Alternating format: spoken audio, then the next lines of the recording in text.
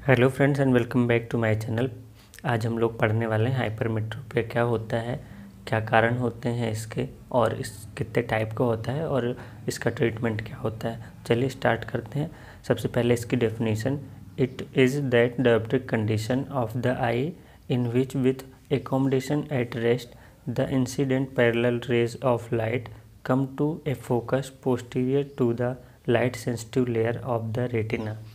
इसका ये मतलब हुआ, अनंत से आने वाली लाइट रेज रेटिना पर फोकस ना होकर रेटिना के पीछे फोकस होती हैं जब एकोमोडेशन रेस्ट पोजीशन में होता है। एकोमोडेशन क्या होता है, इसका वीडियो मैंने पहले बना दिया है। यदि आपको नहीं पता है तो आप इसी चैनल में जाकर एकोमोडेशन का वीडियो देख सकते हैं। यहाँ पर डायग्राम में देखिए, ये जो लाइट रेज, अनंत से आने वाली लाइट रेज, ये लाइट सेंसिटिव लेयर रेटिना पर फोकस नहीं होकर रेटिना के पीछे फोकस हो रही हैं, और इसका करेक्शन करने के बाद, करेक्शन विथ कॉन्वेक्स लेंस, ये यदि यहाँ पर कॉन्वेक्स लेंस लगा देते हैं तो ये फिर यहाँ पर फोकस करने लगती हैं। इसकी इटियोलॉजी क्या होती है, क्या कारण होते हैं ऐसे जिसकी वजह से ये लाइट रेज रेटिना पर फोकस ना होकर रेटिना के पीछे फोकस होने लगती है। ऐसे कौन कौन से कारण होते हैं। सबसे पहले एक्सियल लेंथ की बात कर रहे हैं। There is short length of eye ball. यदि नॉर्मल से एक्सियल लेंथ कम हो जाती है तो पेशेंट हाइपरमेट्रोपिक कंडीशन में हो सकता है। यदि 1 mm axial length normal axial length से कम हो जाती है, नॉर्मल एक्सियल लेंथ 24 mm होती है, यदि उससे 1 mm एक्सियल लेंथ शॉर्ट हो जाती है, कम हो जाती है, तो 3 डायोप्टर का हाइपरमेट्रोपिया हो जाता है। इसी तरह दूसरा कारण है curvature. There is flat curvature of the cornea. Curvature का मतलब होता है झुकाव या मुड़ा हुआ। जैसे कॉर्निया का कर्वेचर, ऐसा कर्व रहती है कॉर्निया, ये नॉर्मल है। अगर ये फ्लैट हो जाती है, इससे कम कर्व है, और ये कर्वेचर 1 mm का अगर कर्वेचर फ्लैट हो जाता है तो 6 डायोप्टर का हाइपरमेट्रोपिया हो जाता है। यहाँ पर एक्सियल लेंथ में 1 mm एक्सियल लेंथ यदि कम हो जाती है तो 3 डायोप्टर का हाइपरमेट्रोपिया होता है। यहाँ पर कर्वेचर फ्लैट होता है, यदि नॉर्मल कर्वेचर से बढ़ जाता है, उसका कर्वेचर इंक्रीज हो जाता है तो 6 डायोप्टर का हाइपरमेट्रोपिया हो जाता है। इसी तरह इंडेक्स, रिफ्रैक्टिव इंडेक्स कैसे काम करता है। There is increase in refractive index of cortex. Lens के न्यूक्लियस, कॉर्टेक्स लेंस के पार्ट का नाम होता है, कॉर्टेक्स लेंस का एक पार्ट होता है। यदि उसका रिफ्रैक्टिव इंडेक्स इंक्रीज होता है तब भी हाइपरमेट्रोपिया हो जाता है।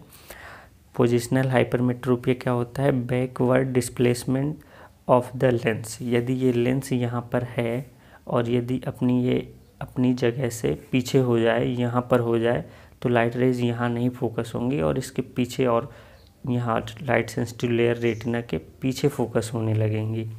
यदि ये लेंस अपनी जगह से पीछे चला जाए तो ये फोकस और पीछे चला जाएगा। ये होता है positional hypermetropia. Absence of crystalline lens. यदि ये लेंस अब्सेंट हो तब भी ये लाइट रेज पीछे फोकस होंगी।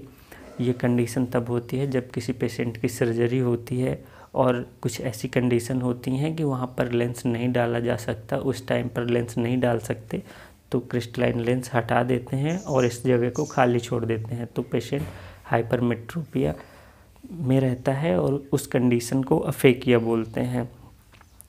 इसी तरह कंजुगेटिव क्लिनिकल एक इटियोलॉजी ये होती है, surgical over corrected of myopia. यदि किसी मायोपिक पेशेंट को ओवर करेक्ट कर दिया जाए, यदि उसको 20 डायोप्टर या 15 डायोप्टर लेंस की ज़रूरत है और उसकी जगह पर हम ज़्यादा पावर का लेंस डाल देते हैं सर्जरी के दौरान, मायोपिया की सर्जरी के दौरान, तब भी हाइपरमेट्रोपिक में वो पेशेंट शिफ्ट हो जाता है, उसको हाइपरमेट्रोपिया हो जाता है। उस हाइपरमेट्रोपिया को कंजुगेटिव हाइपरमेट्रोपिया कहेंगे। और कुछ ऐसे ही टाइप्स और होते हैं। ये तो हो गई इटियोलॉजी। अब क्लिनिकल इटियोलॉजी क्या होती है, क्लिनिकल टाइप्स क्या होते हैं। सिंपल अथवा डेवलपमेंटल या फिजियोलॉजिकल हाइपरमेट्रोपिया होता है। Non physiological hypermetropia congenital non physiological hypermetropia, जो जन्म से हाइपरमेट्रोपिक रहते हैं पेशेंट, उनमें क्या क्या कंडीशन ज़्यादातर रहती हैं? Microphthalmos, nanophthalmos, microcornea, congenital posterior subluxation of the lens, जो लेंस जन्म के साथ ही पोस्टीरियर सबलक्सेटेड है, पोस्टीरियर शिफ्ट है, हिला हुआ है। कंजेनाइटल अफेकिया, अफेकिया में अभी मैंने आपको बताया अब्सेंट ऑफ क्रिस्टलाइन लेंस, यदि वो जन्म से लेंस नहीं है उसको, तब भी उसको हाइपरमेट्रोपिया रहेगा। इसी तरह एक्वायर्ड रहता है जो जन्म के बाद होते हैं, सेनाइल हाइपरमेट्रोपिया जो बढ़ती उम्र के हिसाब से होता है, और अफेकिया यहाँ पर मैंने अभी बता दिया आपको, absent of crystalline lens and positional hypermetropia. Positional hypermetropia में यही होता है यदि लेंस अपने जगह से पीछे चला जाता है तो उसको पोजिशनल हाइपरमेट्रोपिया कहते हैं। Component of hypermetropia depending upon the effect of accommodation, accommodation के इफ़ेक्ट के हिसाब से इसके कंपोनेंट क्या होते हैं ये देख लीजिए। Total hypermetropia, it consist of latent and manifest hypermetropia. Hypermetropia दो टाइप का होता है, लेटेंट हाइपरमेट्रोपिया और manifest hypermetropia. Latent hypermetropia, it is normally corrected by the inherent tone of ciliary muscle. Latent hypermetropia को छुपा हुआ हाइपरमेट्रोपिया भी कहते हैं। जैसे किसी पेशेंट को थोड़ा बहुत नंबर आ रहा है 0+0.75 या +1 का, तो वो उसको करेक्ट कर लेते हैं, सिलियरी टोन की मदद से उसको करेक्ट कर लेते हैं, और उनको फिर शिकायत होती है हेडेक या ऐसी कुछ शिकायत लेकर आते हैं, और उस केस में रेटिनोस्कोपी या ऑटोरिफ्रैक्टोमीटर से उनको पावर आ रहा होता है, लेकिन वो विजन 6/6 पढ़ रहे होते हैं। इस कंडीशन को लेटेंट हाइपरमेट्रोपिया कहते हैं। In children high degree gradually decrease with age, ये बच्चों में हाई डिग्री होता है, ज़्यादा पावर का होता है, और एज के हिसाब से कम होता है, जैसे उम्र बढ़ती है तो कम होता जाता है। It is detected only when the ciliary muscle is paralyse by atropine. इस हाइपरमेट्रोपिया को डिटेक्ट करने के लिए पेशेंट को डायलेट करना पड़ता है, सिलियरी मसल्स पैरालाइज करनी पड़ती है। सिलियरी मसल्स पैरालाइज करने के लिए एट्रोपिन आई ड्रॉप्स का यूज़ करते हैं। इसके बाद आता है मैनिफेस्ट हाइपरमेट्रोपिया। हाइपरमेट्रोपिया दो ही टाइप्स के होते हैं, लेटेंट जो छुपा हुआ रहता है and manifest. It is not corrected by the ciliary tone, it is detect without paralysing the ciliary muscle. इस हाइपरमेट्रोपिया को करेक्ट नहीं करते, सिलियरी मसल से करेक्ट नहीं होता। इसको डिटेक्ट करने के लिए सिलियरी मसल्स को पैरालाइज करने की ज़रूरत नहीं होती है। ये दो कंपोनेंट से बना होता है manifest hypermetropia, facultative hypermetropia and absolute hypermetropia. Facultative, पहला जो फैकल्टेटिव है इसको पढ़ते हैं।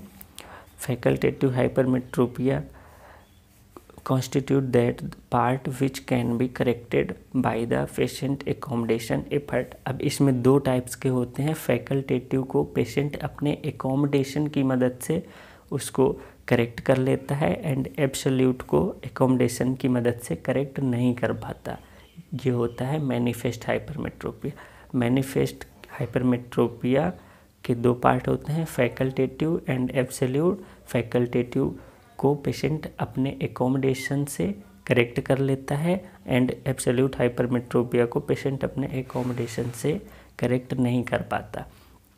क्या क्या सिम्टम होंगे यदि किसी पेशेंट को हाइपरमेट्रोपिया है? उसको नियर विजन में प्रॉब्लम होगी, नियर विजन उसको ब्लर रहेगा, उसका फ्रंटल हेडेक होगा, सामने उसका सिर दर्द हो सकता है, आई स्ट्रेन हो सकता है, बर्निंग एंड ड्राइनेस हो सकती है, उसको जलन और सूखापन भी लग सकता है।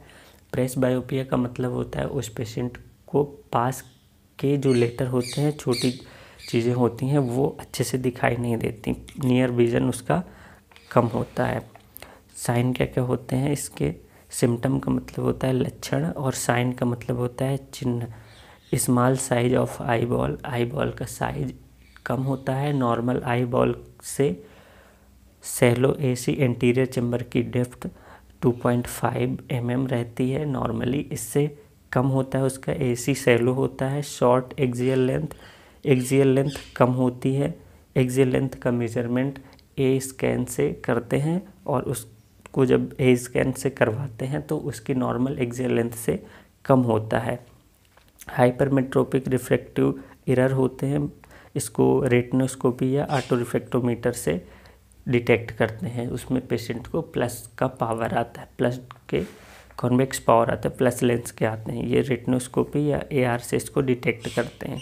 ग्रेडिंग ऑफ हाइपरमेट्रोपिया को 3 ग्रेडिंग में डिवाइड किया गया है, लो, मॉडरेट एंड हाई। यदि 2 डायोप्टर से कम है तो लो डिग्री हाइपरमेट्रोपिया है।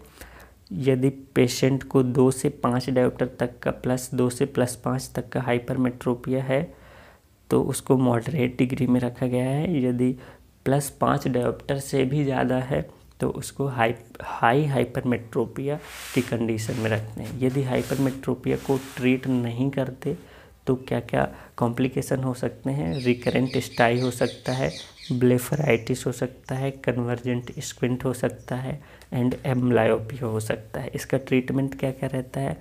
इसका 2 ट्रीटमेंट हो सकते हैं, या तो उसको सुटेबल आई ग्लास दे दें, कॉन्वेक्स लेंस का आई ग्लास प्रिस्क्राइब करते हैं, या तो इसके फिर सर्जरी ऑप्शन है सर्जिकल में, ये थर्मल लेज़र केरेटोप्लास्टी और ये CK/PR के लेसिक ICL। सर्जिकल 2 प्रकार से होता है, एक तो कॉर्निया बेस्ड प्रोसीजर होते हैं और एक लेंस बेस्ड प्रोसीजर होते हैं। सो फ्रेंड्स, ये था हाइपरमेट्रोपिया। यदि इससे रिलेटेड कोई भी क्वेश्चन होते हैं तो आप मुझको कमेंट बॉक्स में कर दें, और यदि ये जो लिखा हुआ है ये आपको अच्छे से नहीं दिखता है तो आप सेटिंग में जाके अपनी वीडियो क्वालिटी को बढ़ा लिया करें ताकि आपको अच्छे से दिखाई दे। ये पूरा कंप्लीट नोट्स है, और कभी कभी पेपर में सिर्फ इतना पूछ लेता है कि मैनिफेस्ट हाइपरमेट्रोपिया बताइए या लेटेंट हाइपरमेट्रोपिया। 2 नंबर के क्वेश्चन आ जाए तो आप मैनिफेस्ट में पूरा लिखने की ज़रूरत नहीं है। यदि 2 नंबर का आया है तो सिर्फ आप मैनिफेस्ट यहाँ से लेकर यहाँ तक इतना ही लिख सकते हैं।